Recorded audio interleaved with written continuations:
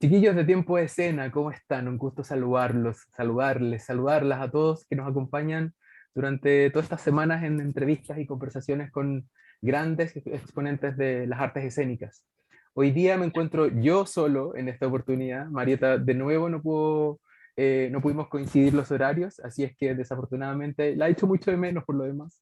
Se hace falta esta doble mirada que tenemos juntos, así es que, pero nada, bueno. Mientras tanto, no podemos dejar de esperar a conversar con cada uno de nuestros invitados, así es que por lo tanto, en esta oportunidad tenemos una gran obra que se está presentando en el Centro Cultural Gabriela Mistral, Auge y Caída de un Ruiseñor, la historia de Rosita Serrano. Así es que con ello invito a su directora y parte del elenco también, Amalá Sampierre, y a uno de sus actores también parte del elenco, Orlando Alfaro. Un gusto, chiquillos, de tenerlos con nosotros. Muchas gracias por su disposición y bienvenidos. Muchas gracias a ti. Muchas gracias a ti. Solo una salvedad, yo soy la codramaturga y la fundadora del colectivo Máquina 2 junto a Francisco Paco López, que hemos ideado y escrito esta obra, pero el director de la obra, de la puesta en escena, es Pato Pimienta, Patricio Claro. Pimienta. Perfecto, ahí están las precisiones entonces de Amalá, Eso. muchas gracias por aquello. Chiquillos, cuéntenos entonces desde el inicio, cómo parte todo esto, cómo se les ocurrió, o se le ocurrió, digamos, ahí ustedes precísenos también, esta creación que tiene que ver con la historia de este personaje tan poco conocido también para nosotros, una actriz y cantante también muy especial, así es que cuéntenos ustedes sobre aquello y la historia. Okay. Bueno, el proyecto surge primero de la cabeza del colectivo Máquina 2, que lo conformamos principalmente el núcleo compuesto por Francisco Paco López y por mí misma, perdón, y ambos somos dramaturgos, actores, directores, productores. Va dependiendo un poquitito del tipo de proyecto, qué rol vamos asumiendo dentro de cada proyecto y vamos convocando, según proyecto, a destacados equipos artísticos y creativos para ir poder formando y desarrollando estos proyectos. Nosotros ya veníamos con el colectivo desde el año 2016, 17, veníamos ya trabajando el tema de la memoria, cómo cultivar o cómo transmitir a través de las artes escénicas o del teatro documental el legado de artistas chilenas. Por lo tanto, partimos el 2017 con una obra que estrenamos en 2019 que se llamaba Bru o El exilio de la memoria, sobre la pintora Roser Bru, y esa era una obra que la había dirigido Héctor Noguera y escrita y actuada por Francisco y por mí. Y ese tenía un enfoque mucho más teatro documental y autobiográfico, porque también partía de mí misma como nieta de Roser Bru. Pero a medida que fuimos desarrollando también ese proyecto y nuestro propio lenguaje como colectivo y nuestra metodología de trabajo, fuimos explorando en paralelo el universo biográfico y musical de esta gran cantante chilena Rosita Serrano, que triunfó en la Alemania nazi en la década del 30 y del 40, y sabíamos que después de la obra de Roser Bru queríamos abordar a otra Rosa, que era Rosita Serrano. Y nos pusimos inmediatamente a trabajar en ese proyecto.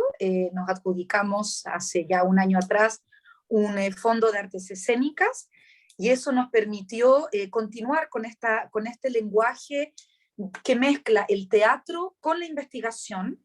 No es biodrama propiamente tal, tampoco es un teatro documental en estricto sensu, sino que a partir de una investigación biográfica de Rosita Serrano abordamos una obra de ficción o ficcionada, digamos, basada en hechos reales, y sentíamos la necesidad para esta obra en particular o para recrear y retratar la vida de Rosita Serrano, que fue una vida muy extraordinaria en todos los ámbitos, en todos los aspectos de su carrera, sentíamos la necesidad de trabajarla desde una perspectiva mucho más lúdica, más cómica y también más distanciada y más brechtiana. Y así fue como convocamos a este tremendo equipo somos poquitas personas, pero muy multitask, donde está Patricio Pimienta a la dirección, aquí Orlando Alfaro en la composición musical y en la actuación. Hacemos muchos personajes nosotros. La actriz y cantante Silvana Gajardo como Rosita Serrano, y Francisco Paco López también como actor y codramaturgo de esta obra, donde hacemos muchos personajes, y Orlando, además de hacer muchos personajes, hace una música que es muy predominante y muy constante durante toda la obra.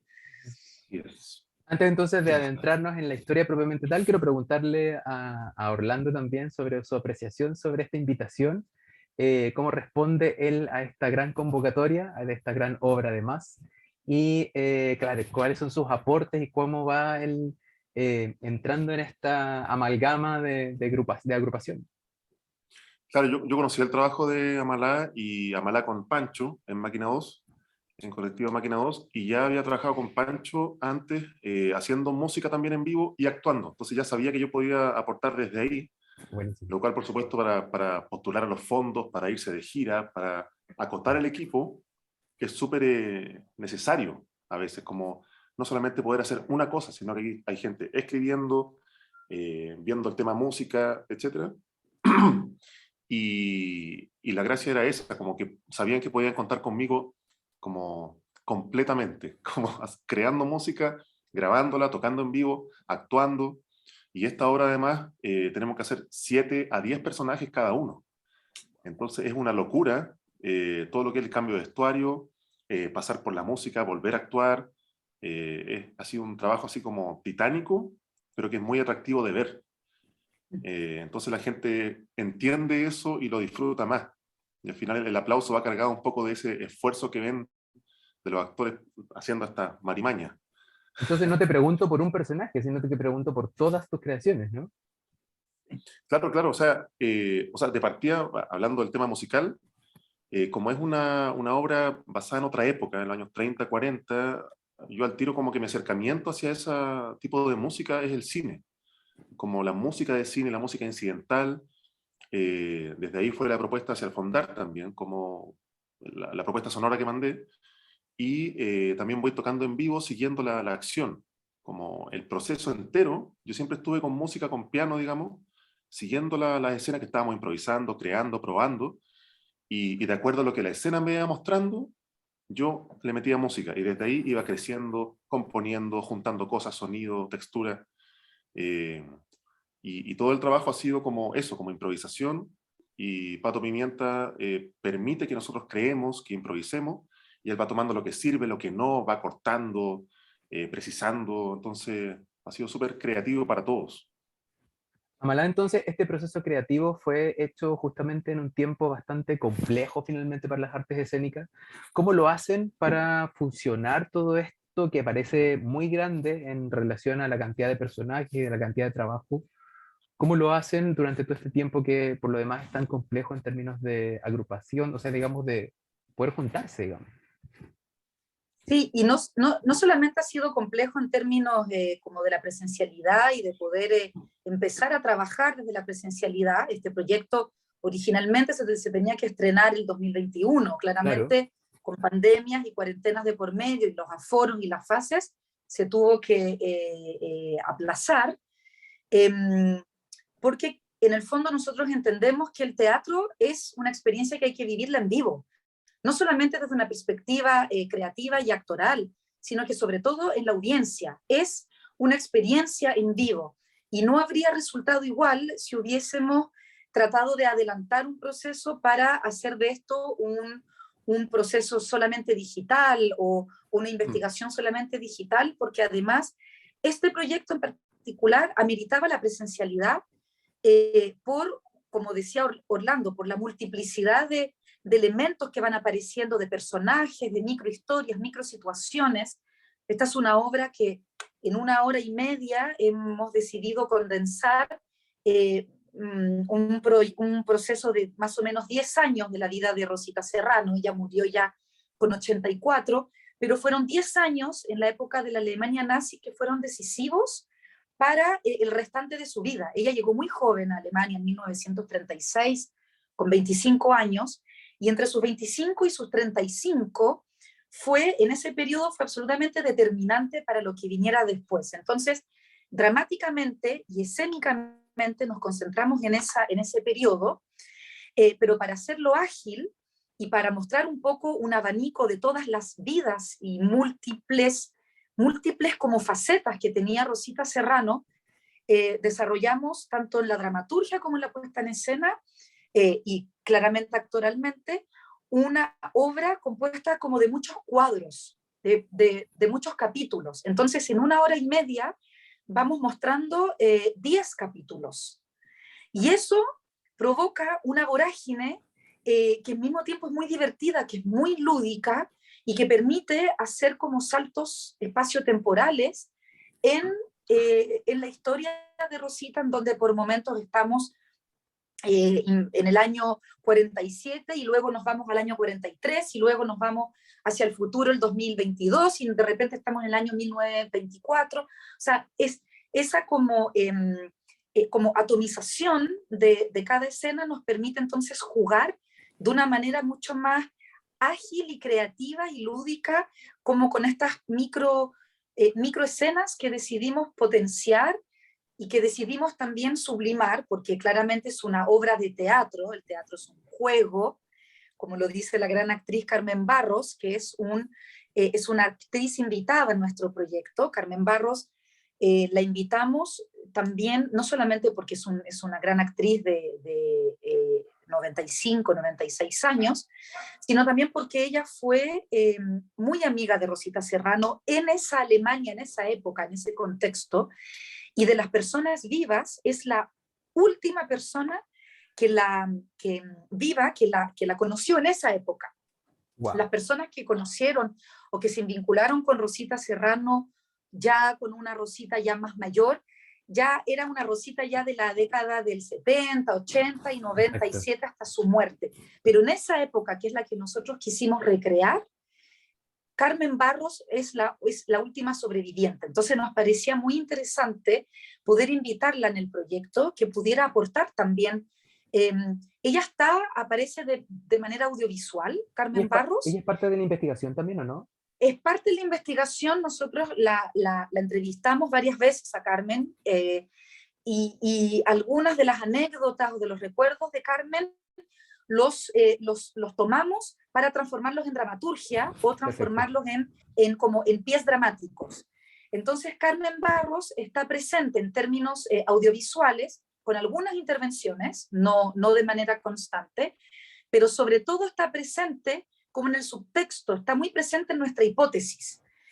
Nosotros como dramaturgos y como equipo también creativa, en general con los actores y con el director y también con el equipo de diseño integral, siempre nos pusimos desde la pregunta de si se puede o no separar o desvincular o mirar de una manera separada la obra y la vida del artista de su contexto político y social.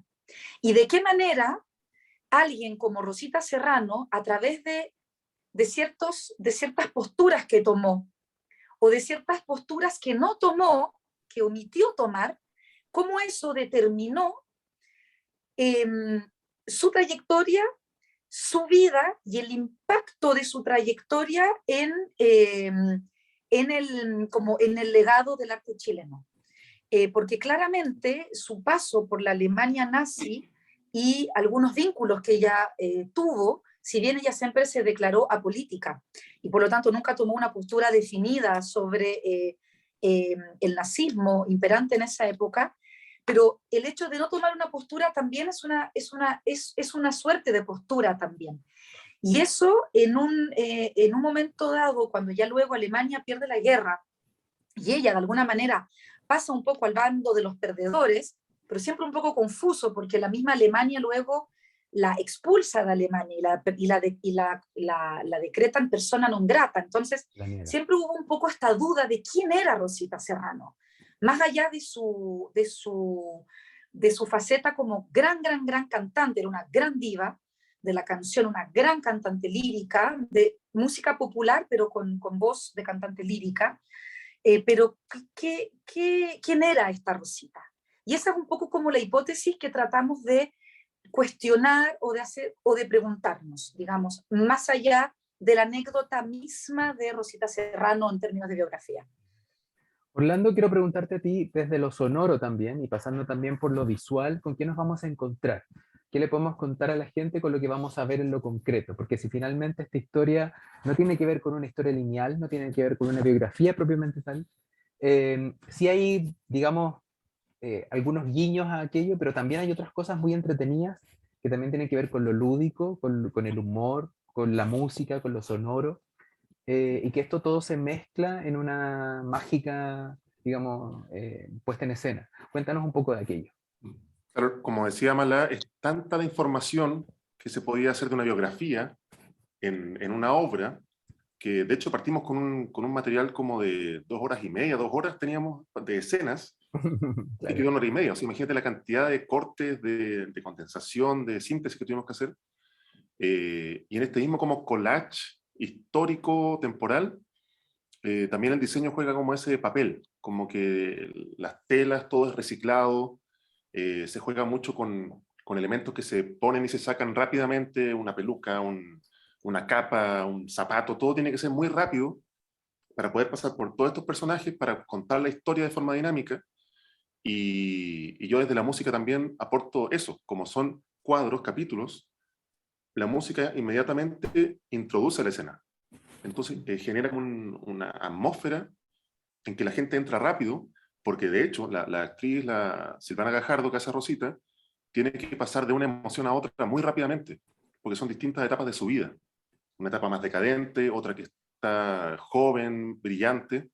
Entonces, para todo eso, el vestuario, la iluminación, la música, todo tiene que ser muy acotado, rápido y como efectivo, digamos, para generar esa atmósfera. Entonces, visualmente también se juega mucho con el oscuro, o sea, con sombra y luz, con los colores, con música más moderna, pero también, como te decía, música más cinematográfica, antigua. La música de Rosita Serrano también acompaña constantemente. Las grabaciones de Carmen Aros, de hecho, Carmen Aros, Carmen Barros, Barros. claro. También ella en un momento, por ejemplo, silba.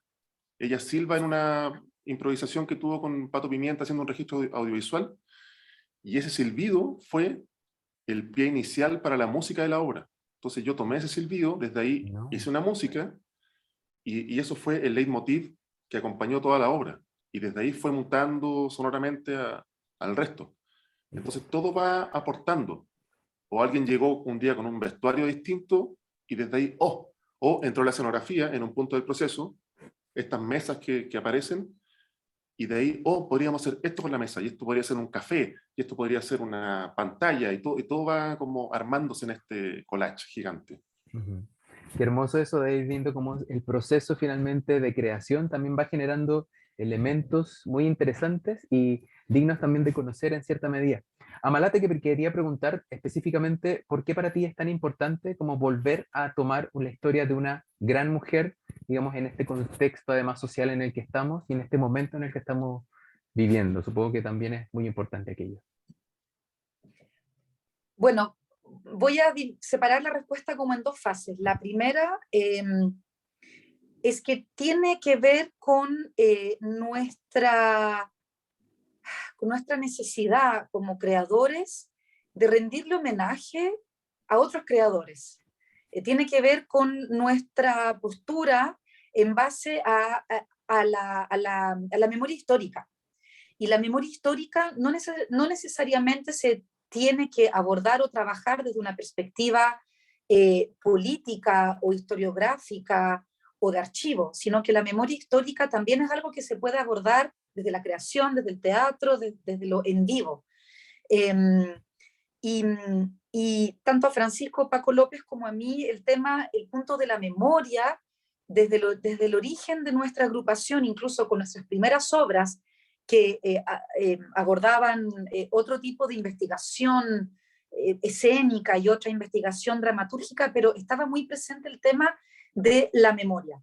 Y desde ahí fuimos derivándolo a la recuperación de esta memoria histórica de nuestros propios artistas chilenos, porque como dice el dicho, y eso lo ponemos en la obra también, nadie es profeta en su tierra. Entonces empiezan a Oh, qué aparecer cierto es estos eso. personajes, claro, y sobre todo cuando son artistas mujeres del siglo XX, porque claro, ahora estamos en un momento de reconocimiento de la labor de las mujeres y sobre todo también del impacto artístico que tuvieron las mujeres en el siglo XX.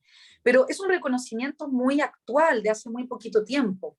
Todas estas mujeres como Rosel Bru, como Rosita Serrano, o la misma Gabriela Mistral, que desde hace relativamente poco se ha empezado a descubrir una nueva faceta de ella, eh, siempre estas mujeres quedaron como relegadas a un cierto campo, ¿no? Como marginadas en el rol de que si no cumplían con ciertos parámetros o los cánones de lo que tenía que hacer una mujer en el siglo XX, era muy difícil de que pudieran ser respetadas o valoradas en la sociedad, y menos aún como mujeres, porque haber sido en el siglo XX mujer y artista, y haber decidido ser artista y dedicarse a eso, era casi una contradicción. Entonces Rosita Serrano, por ejemplo, decidió no tener hijos. Por ese motivo, no tuvo hijos. Y también porque se dedicó a su carrera artística. Rosel Bru, si bien tuvo una vida más tradicional, en el sentido que se casó y que tuvo hijas, pero llegó un punto en que Rosel Bru se dedicó 100% a la pintura y se refugió en la pintura. Y pasó los últimos 70 años de su vida refugiada en la pintura. Y eso también le generó complicaciones a nivel personal, a nivel familiar, o desde donde la historia la posicionaba ella.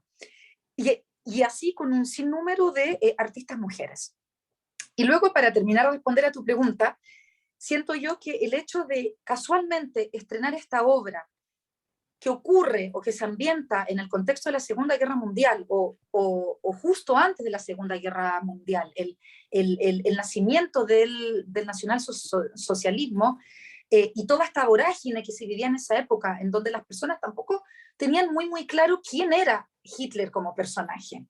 Es a posteriori que uno puede ver a Hitler y a Goebbels y a todo su séquito de colaboradores, es a posteriori que uno ya los ve con los ojos de la historia y de la condena. Pero cuando Rosita Serrano estaba inmersa en ese contexto y Hitler había sido una persona elegida democráticamente y ella trabajaba en ese contexto, era muy difícil darse cuenta de lo que se venía, o era más fácil confundirse, o quizás era más difícil tomar una postura.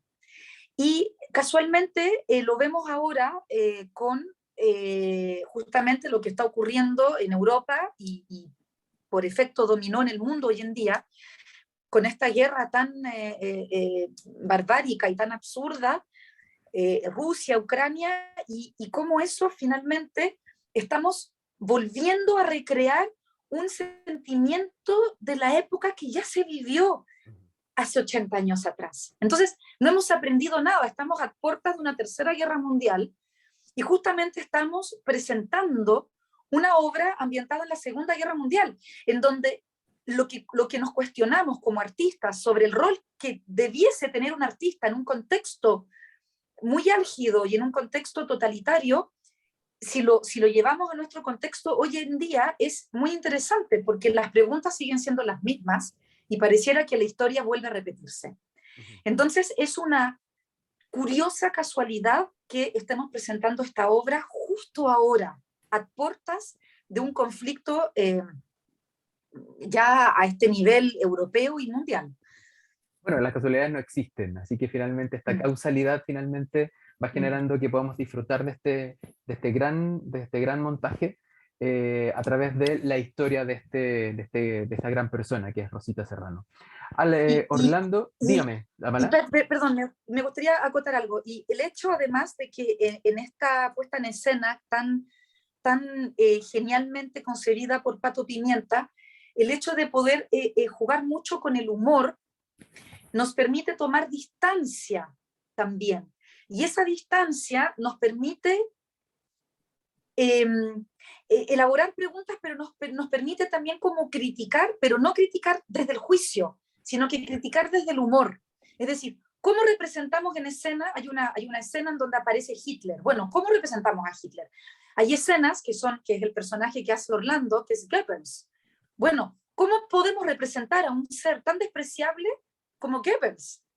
Entonces, el humor nos ha permitido esa distancia y esa mirada crítica en donde también nos podemos reír de nosotros mismos como humanidad.